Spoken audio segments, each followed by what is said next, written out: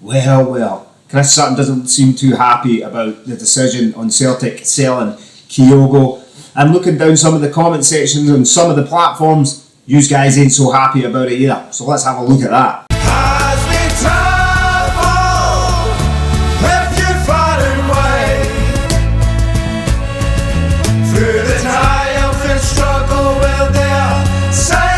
But before we do that, let's start this video like we do every other single one. You know what to do by now. If you have not subscribed, please hit the subscribe button below. It is absolutely free for you to do so, and it helps me grow this channel.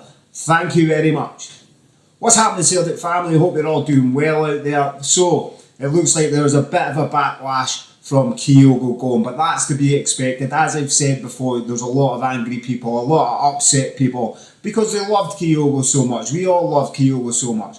But a lot of people are more frustrated at the fact that we've sold Kyogo in January. Now, I can't complain with that. I absolutely did not think when I left that stadium on Wednesday against Young Boys and we got the notification even before I hit my car that night that Kyogo was looking to leave and he was looking to go to Rennes. I laughed it off. I laughed it off like most other people laughed it off, thinking there is absolutely no way that Celtic will sell Kyogo in January. Possibly the summer, but absolutely no way they'll do it in January. Hey ho, look where we're at. They've sold him in January. Now, as I've said in my previous video, I wish Kyogo all the best. The guy was absolutely brilliant. But I totally understand why people are frustrated at the fact that Celtic would make this decision to sell Kyogo in January when we've still got the likes of Champions League football to play. We've still got to see out the league, and we're still in the Scottish Cup, so we're on for the treble. So why now? Why would we pick now to sell him? Would it not be better seeing out the rest of the season and selling them in the summer?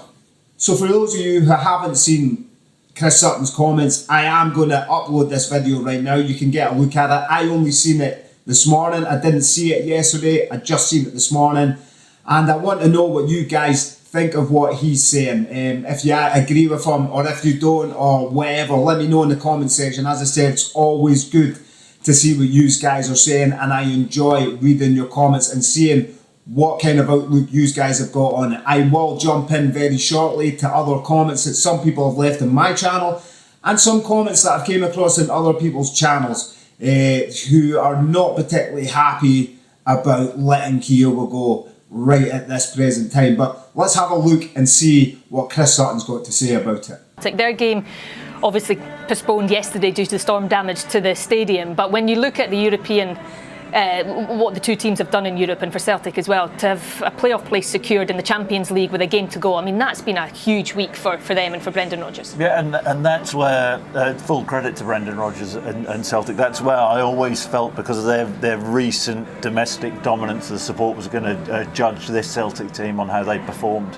in European competition, and to get through is, absolutely brilliant for Celtic. They've made progress, but then they've gone and sold Kyogo. Why? You're not happy about this, are you? No, I don't understand it. I mean, so, Celtic have got through, they've earned the right to get through. I mean, would Celtic stand a better chance of progressing even further if Kyogo was still at the club? I believe so. Look, let's wait until the end of the window and judge. Maybe if Celtic bring a better striker in than Kyogo, then I'll hold my hands up and say I got it wrong. But I do not understand. So do you think there's just an acceptance of Celtic getting to this playoff? Well, it does seem that way, where Celtic is saying, well, we got to the playoffs, that's our ceiling. I'd like the club to be a little bit more ambitious in that respect, and also look at it like if Celtic and Rangers, if the gap was say 2 points at the top, are you telling me the club would have sold Kyogo? I don't think so. We all know the answer to that. So I think there is an element at Celtic where they feel that the league is done. I'm always quite wary about that. There is still work to do, but no, Aston Villa on Wednesday, Battle of Britain, big game as well. I want to see Kyogo playing in that game, and there are always a lot of needle in those games. Well, of course.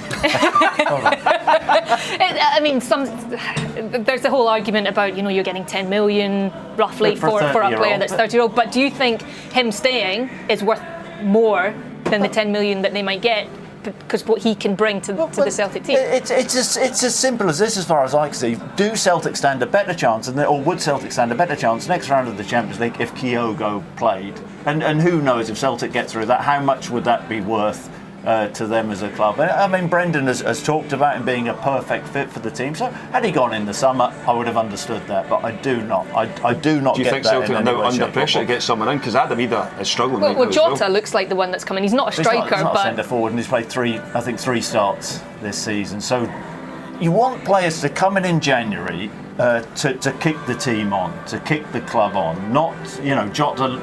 Will he be up to speed straight away? I have my doubts. So as you can see there, you can clearly see Chris Sutton is not exactly happy about Kyogo leaving Celtic in January, and I think he's just kind of echoing what a lot of fans will be thinking right now, that this wasn't the time to sell Kyogo. But I guess you have to ask the question and ask Chris Sutton, well, what is it more that the club could have done? Because there's no way that the club just let him go.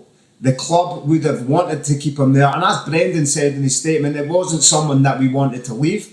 So I asked the question yesterday, why aren't Celtic coming forward, and especially at a time, if they've known about this for months, in December, when they're asking about incomings and outgoings, why aren't they saying, listen, there's a potential that Kyogo could be away in January?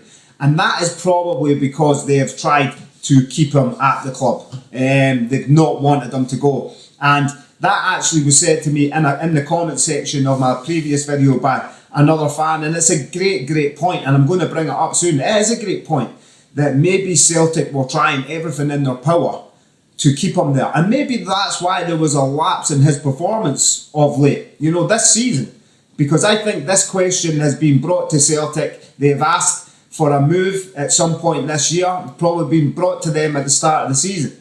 And Kyogo's not been performing, probably because, or maybe because, it's only speculation here, that Celtic have wanted to keep Kyogo that much that they wouldn't agree to him going in January. They wouldn't agree to it, so they've tried to give him other options, tried to do another deal with him to try and make him happy, and tried that right up until the point that they couldn't try anymore because Kyogo has clearly made his mind up that he wanted to leave. So I think that would explain a lot in his performances recently.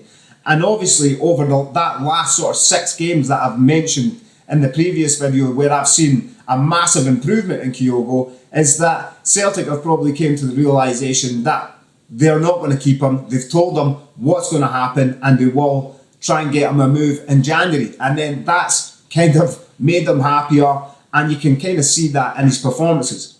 But let's find out what you guys are thinking. I'm going to hit some of the comments here. So I've got a couple that are in my own comment section. I'm going to put them up, and then I've got a couple of comments on the BBC's, and we're going to find out what you guys are thinking to this whole thing and whether you agree with Chris Sutton on this.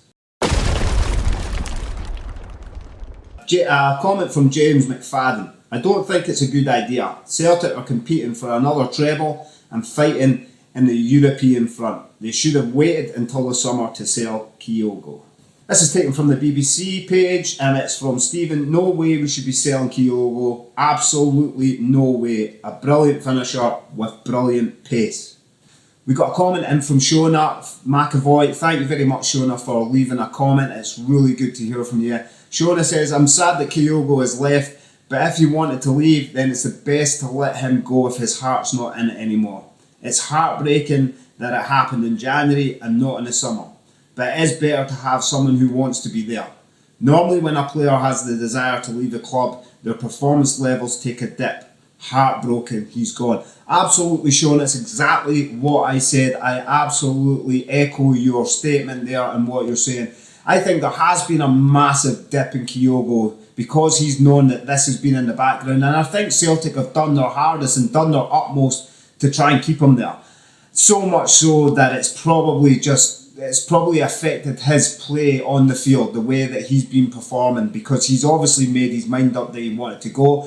Didn't really matter what Celtic has said, but Celtic have pushed it and pushed it and pushed it and tried to get him to stay. And But listen, I wouldn't have it any other way. I'm glad that that is probably what Celtic tried to do. They tried to keep him because they know just how good a player he is. They know that the Celtic fan base love him, and they know that the Celtic fans wouldn't have wanted him to leave. But I do think that maybe they've exhausted all avenues with him, and that's why his performance level, when he got told, okay, we're going to get you a move in January, started to go up because he felt happier. He wanted to make that move. He knows he's 30 years old and he's only got a few more years, 4 or 5 years at the most, probably left in his career. Another comment we got is from Jezebel. Thank you very much, Jezebel, for your comment. Best comment and tribute to Kyogo yet from any channel. Appreciate that. Even the return of Jota doesn't fully soften the blow for me, as I'd love to see them both play together again. Agree. Totally agree with that. I would have loved to see them both play together again. But if Kyogo doesn't leave, does Jota come back?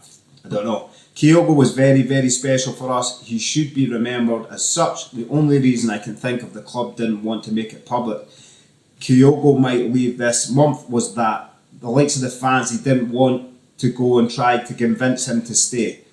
But now we move on. Wish the wee man all the very best for the future and get back to concentrating on the Villa game. I absolutely agree. I think that exactly what I've said. I think you're right. I think that there's no way that Celtic have not tried to convince Kyogo to stay.